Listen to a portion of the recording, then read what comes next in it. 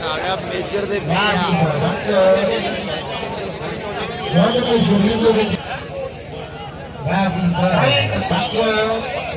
ਨੌਜਵਾਨ ਵੀ ਕਹਿੰਦੇ ਆਪਣੀ ਯੋਗਦਾਨ ਦੇਣੇ ਹੋਵੇ ਤੇਰਾ ਨਹੀਂ ਹੋਈ ਸੋਚੀ ਮੱਲਾਂ ਤਾਂ ਉਹੀ ਮਾਰਨਗੇ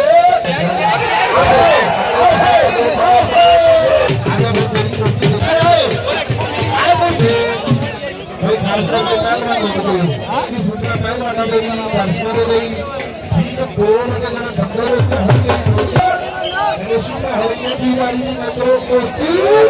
Fakat sağlıklı buradaydı. Yine fakat